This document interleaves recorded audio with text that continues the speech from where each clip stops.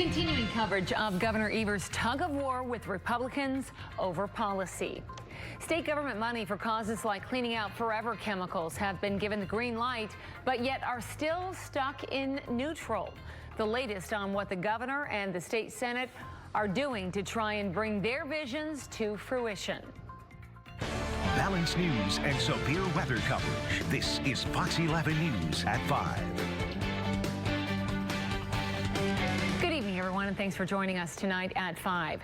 The issue over PFAS relief in the state continues to gain speed. Yeah, state senators will return to the floor in Madison tomorrow, where they could attempt to override vetoes of 36 bills by Governor Tony Evers. Fox 11's Andrew Mertens brings us balanced news coverage. The Wisconsin State Senate will come together Tuesday to potentially override a handful of vetoes from Governor Tony Evers.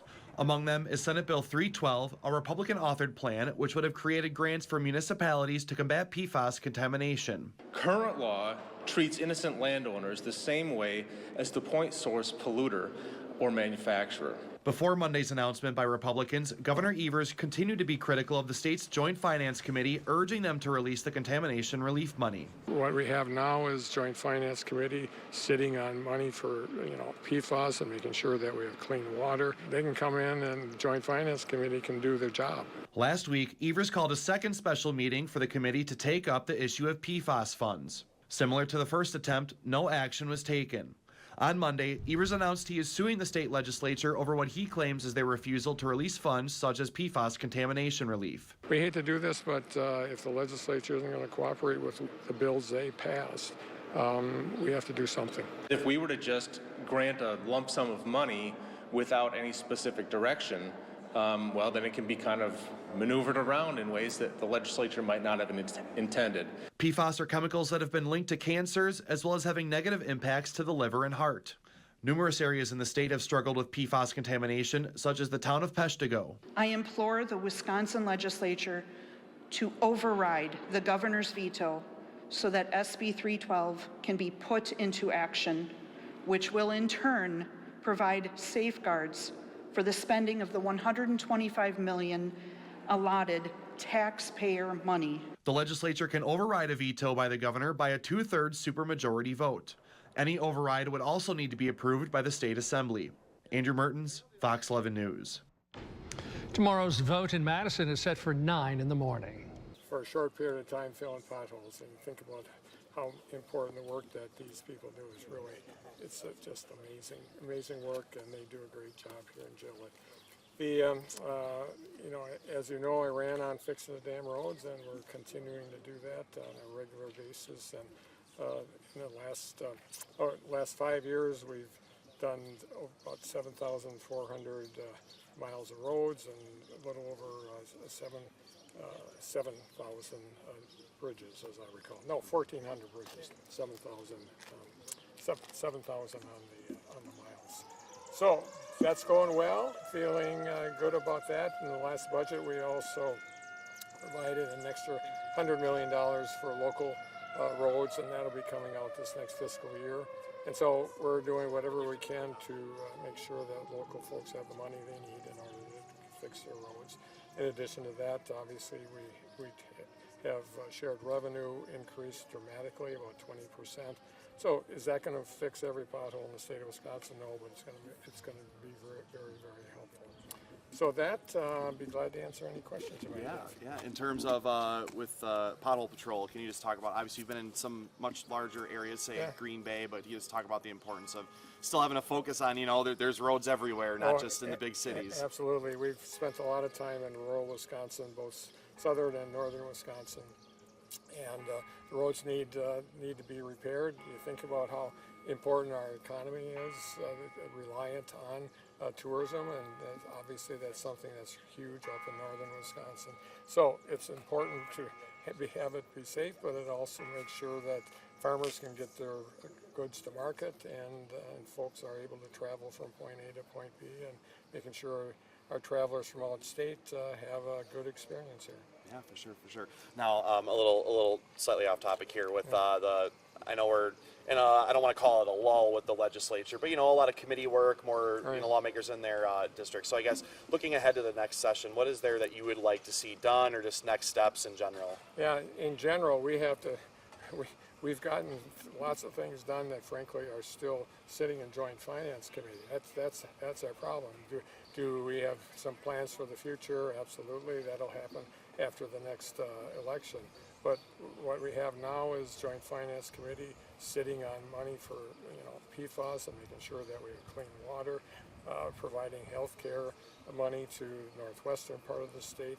And so they can come in, and Joint Finance Committee can do their job. And some of those have been over 300 days that money's been sitting there. It's ridiculous. So my hope is that something does happen before too soon, before the next election. The Joint Finance Committee can come in at any time and do that.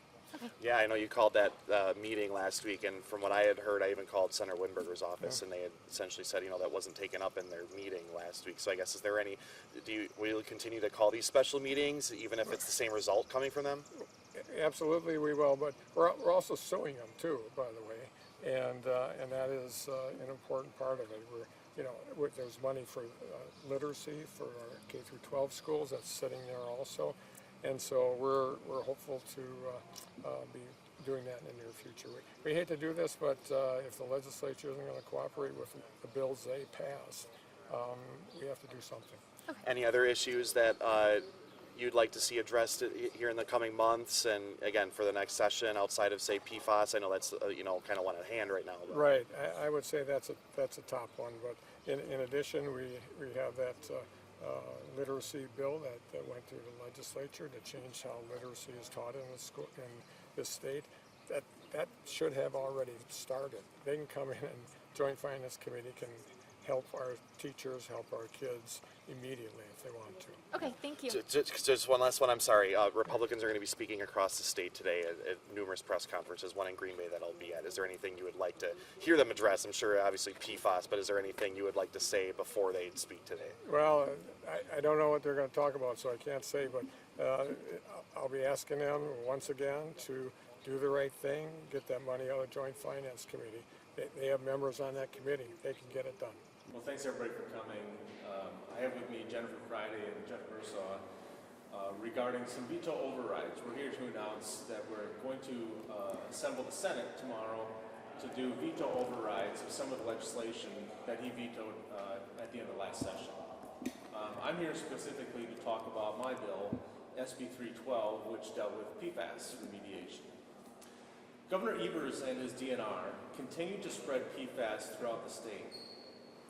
And with his veto of SB 312, he plans to turn around and punish the people whose land he's contaminated. For 6 years, Governor Evers has spread biosolids onto farm fields containing up to 150,000 parts per trillion.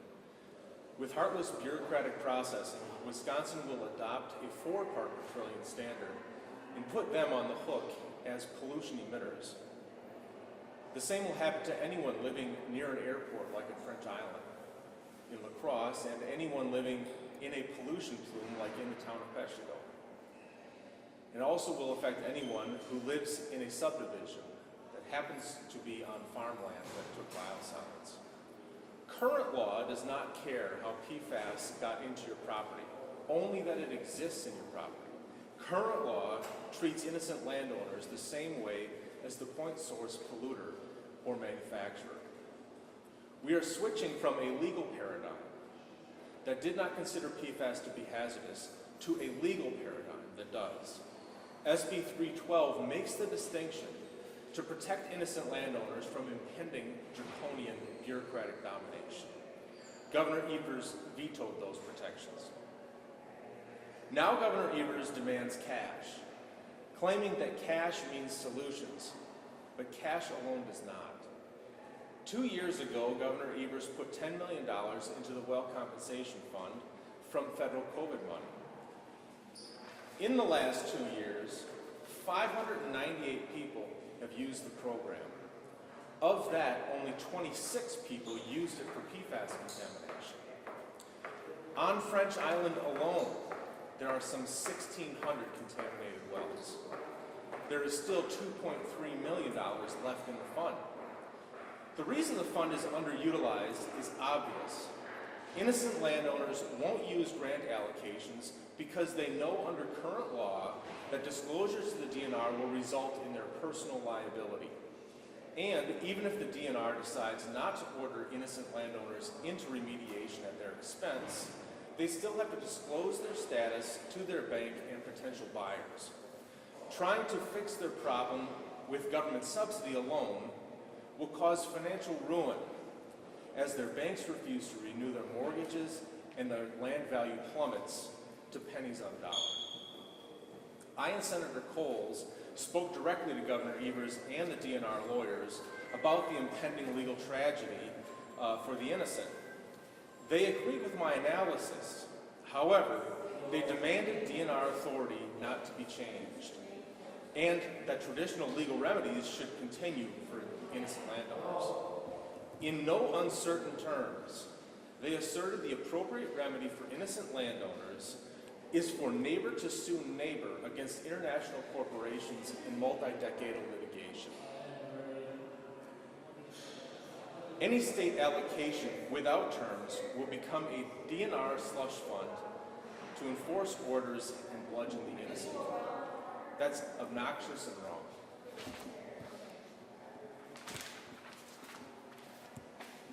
Tomorrow we will vote to overturn Governor Evers' veto that prevented the legal protections and necessary funding to truly resolve PFAS issues in Wisconsin. If money alone was the key, Governor Evers could again use part of the approximate $1.5 billion he still has in COVID funds like he did previously. He does not do that because his position on PFAS is one of cruel demagoguery. I and the Republican legislature will seek to provide true help to Wisconsinites. It means legal protections to the innocent landowners so that they aren't afraid of taking assistance. It means holding the right people accountable.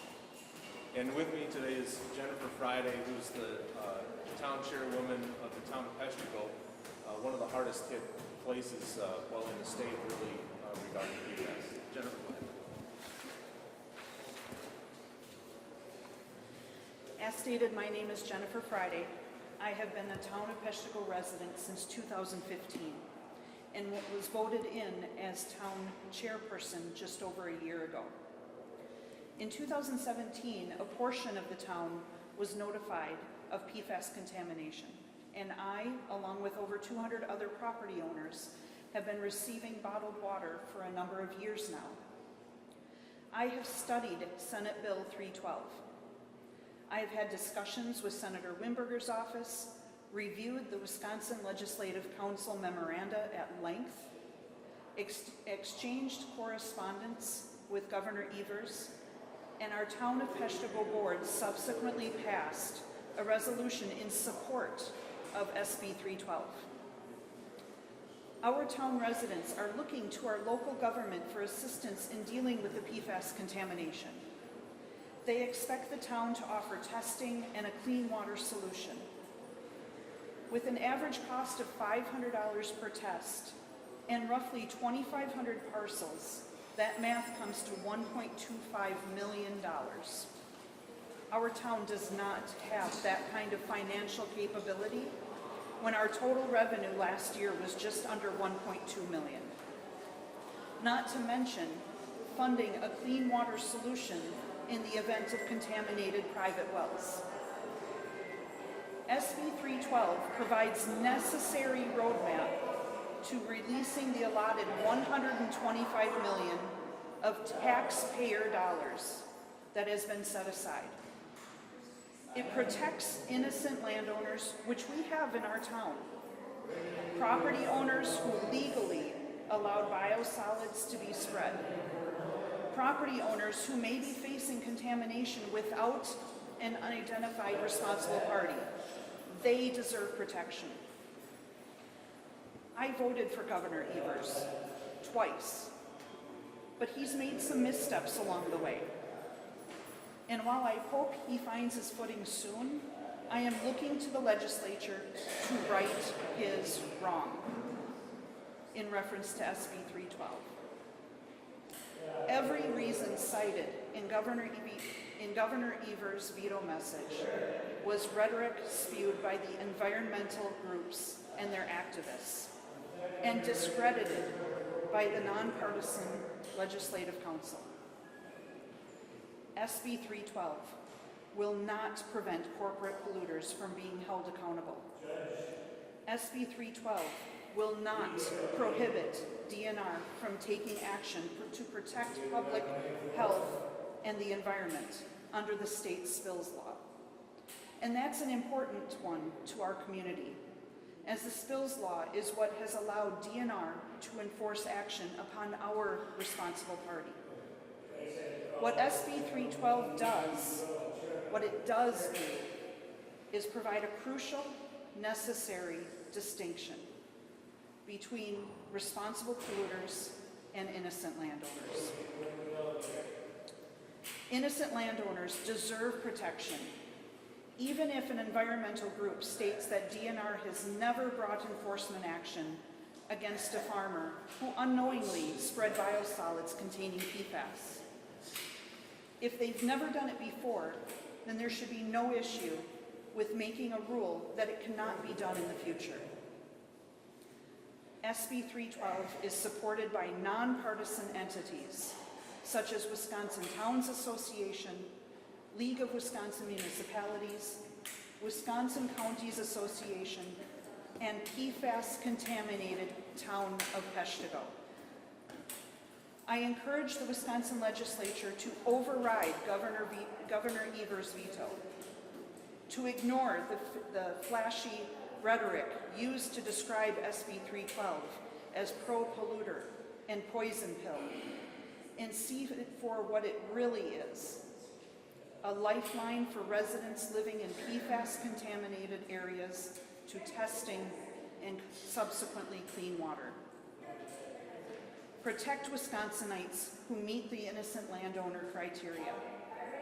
Protect Wisconsinites who have no responsible party from whom to receive retribution. Back in the day, a handshake and a promise may have been enough to protect those who needed it. But today is the day that protections need to be in writing, cemented into legislation, as people, positions, and attitudes change. What has never been done in the past could very well happen tomorrow. Clean water should be nonpartisan, and yet those same people who make that claim ignore nonpartisan analysis, such as that from the Legislative Council, and nonpartisan support, such as that from the town of Peshtigo. SB 312 is truly a compromise bill that has been many, many months in the making and deserves to see the finish line to come to fruition. I implore the Wisconsin Legislature to override the governor's veto so that SB 312 can be put into action, which will in turn provide safeguards for the spending of the $125 million allotted taxpayer money to go to combating PFAS while holding corporate polluters responsible at the same time. Thank you for listening to this community leader. If you have any questions, we'd be happy to take them. Yeah, I actually just was forwarded something announced from the governor's office about a lawsuit to the legislature regarding both, or not both, but PFAS funds and as well as the money to help hospital closures in western Wisconsin and the nearly $50 million to improve the literacy in K through 12 schools. So could someone maybe provide, I don't know if you have a rebuttal for that, of, I don't know if you guys moved this ahead of time from today? Well, I really didn't know about it, but in a specific way, but I kind of know some of the maneuvering that happens. In the budget, there is money set aside, but not given to a particular agency. It's just kind of set aside in an account. Then the legislature expects the executive branch to come to us with a particular plan. And when they have a particular plan, then we would distribute the money accordingly. The reason it's done that way is because if we were to just grant a lump sum of money without any specific direction, well, then it can be kind of maneuvered around in ways that the legislature might not have intended. And since the legislature is the one that holds the purse and the executive branch is the one that's supposed to execute on it, things become incongruent. So when it came to the PFAS specifically, $125 million is a lot of money. So if there's money just handed over in a lump sum without any particular discernible plan, and especially without legal protections, then how many agents can that hire to go around and do mapping to find out and execute search warrants on people to discover where their PFAS is, and then issue them remediation citations? So there's a problem here of maintaining authority as to how that money would be used. And under the circumstance, since the only thing at issue with SB 312 is going to be the nature of who to enforce remediation orders on, it can only be presumed that the $125 million would be used to order innocent landowners around. I know I actually spoke with the governor today while he was in Gillett, and one thing that was brought up was, he was pretty quick to mention with PFAS and the Joint Finance Committee, there was a meeting that was called that he attempted to call for last week that there was no action taken. So can you talk a little more with that in hand and kind of where this is going to go from here, specifically with tomorrow? Sure. We've done our best efforts, not only with the PFAS, but with the hospital situation on the western side of Wisconsin, to distribute money that's appropriately needed. Governor Evers obviously vetoed that. Now the dynamic is, now that Governor Evers has vetoed those things, he suddenly wants to order the Finance Committee to hold meetings and just release cash without any sort of guide rails on it. That's nice that he's doing that. That's a political move because he's vetoed the things that would have released that money. He wants to do it unilaterally without any sort of negotiation. Now when he's calling on the Finance Committee to meet and do something, that's all he's doing is calling on the Finance Committee to meet and do something. In fact, he's demanding it. But we are a co-equal branch of government, and it is as unusual and inappropriate for the governor to simply decide to call everyone to a meeting and demand that they do something, as it would be for the legislature to demand the governor do something. You're going to do this now because we have said you're going to do it. That's inappropriate. It doesn't exactly create a dynamic of bipartisanship or compromise in any way to whatever his goals are. His demands have not been something that have been brought to at least my attention, especially regarding PFAS, even though I was the drafter. It would be nice if he would pick up the phone or have his staff meet with my staff to discuss what his particular aims are, but I don't think that's really the goal. I think he just wants essentially a slush fund of $125 million. And if the issue that you have is, a lack of collaboration, it sounds like, from the executive branch, then why go the route of overriding the veto rather than doing something else? And what would the plan be if the veto override does not work?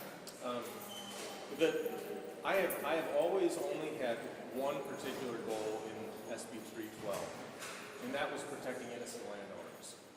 How you want to spend money, or what would be an appropriate designation of funds, is kind of something that not everybody knows is the right answer at this point, or how much should be appropriated. I have some ideas, and those ideas were in SB 312, so does Senator Coles and Representative Mursaw. But that one request that we protect innocent landowners, I wasn't stuck on any particular language either.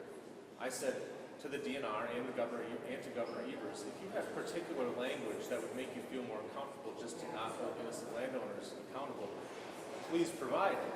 And over the course of several months, they never provided it. In fact, they said they were not going to provide it because they didn't want to change that legal paradigm. And I just think that's awful because in a general sense, when you buy a property, you're supposed to go and figure out what's there. So if you're going to buy a solvent factory or a place that was that might be a dry cleaner, you're supposed to go and figure out if that's a situation where you might be on the hook for the for the pollution emitting from it. But PFAS was not one of those chemicals that was on the list of things that might put you on the hook. So no one even knew to look for it. So now we're changing from when it was not by law designated as hazardous to a situation where now it is designated as hazardous. And people who had no reason to even try and figure out that answer are suddenly going to be finding themselves with that pollutant on their property and no fault of their own, and they could not have predicted it. So that was the only sticking point I ever had, was making sure innocent landowners were protected. And I wasn't stuck on the language that might have accomplished it as long as the language did that. So this route of overturning the veto is kind of the only way at this point, because that simple act of protecting the innocent, Governor Evers won't do. Slightly off topic from the PFAS, but in a way I see on the bulletin board here with stuff with education. Something else that Governor Evers talked with today, and again more specifically towards the Finance Committee, was that literacy bill which was passed, even though I know there were some partial vetoes on his end, but essentially there's $50 million roughly that was set aside to go towards this, and the governor is kind of pushing to get that out. So can you kind of talk about maybe where that's at in terms of, again, whether it's Joint Finance Committee, or is this a whole other can of worms that's being opened up? No, I think that I'm not too educated on that particular point, so I don't want to overstep my knowledge base, I guess.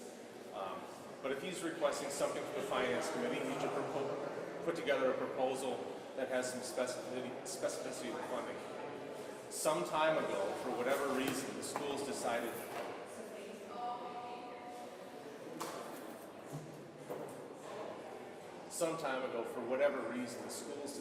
to switch the way that they taught reading, and from phonics to something else. And the proposal is to change it back to phonics. And I don't know what specific training they think they need more money for that they already have. We did increase K-12 education spending by $800 million or $1 billion 9 months ago. So I'm not sure what the want is or why they can't accomplish that task, but I'm sure that's something we would be able to certainly iron out. The veto of the bill, I don't think really relates to that, because that was just expanding the ability to student teach, which for whatever reason he doesn't feel is appropriate. And back to the veto override, just really quickly.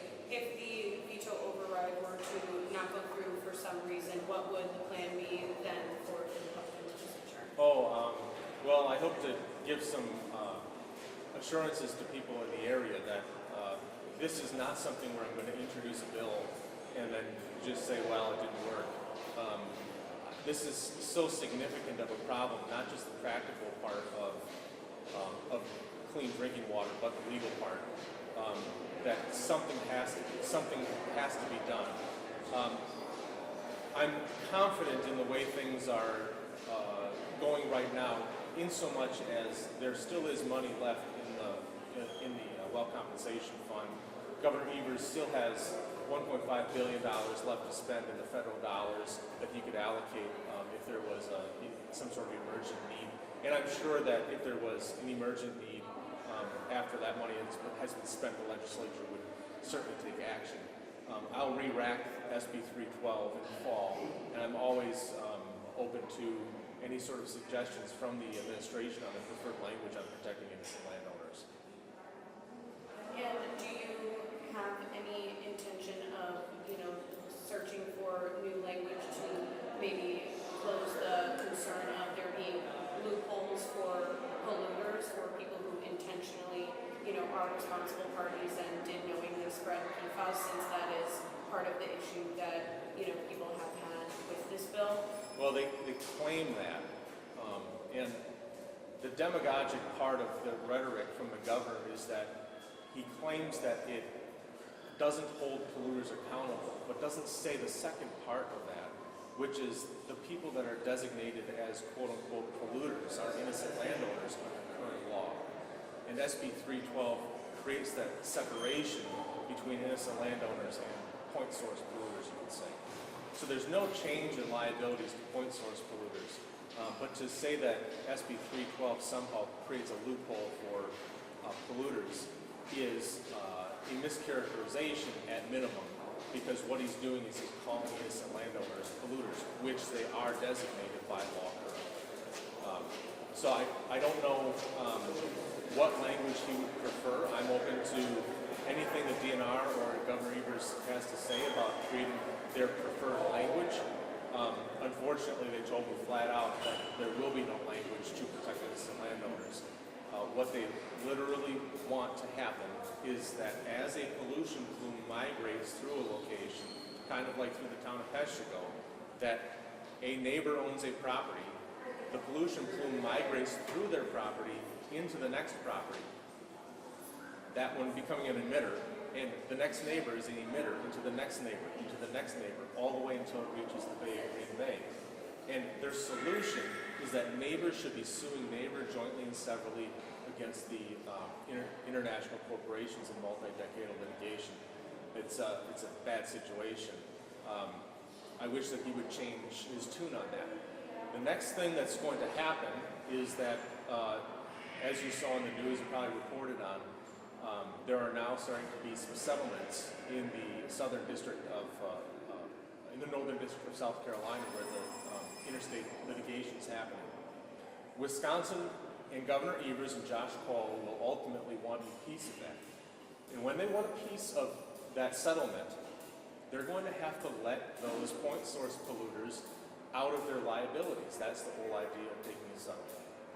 And when they settle with these point source polluters, what's the dynamic? The dynamic is all of those point source polluters that they want to hold accountable, as they say, will be free from liability, but your innocent landowner will remain liable for whatever's coming off of their property. It's a pretty bad dynamic in my opinion, and one that I want to stop with SB 312.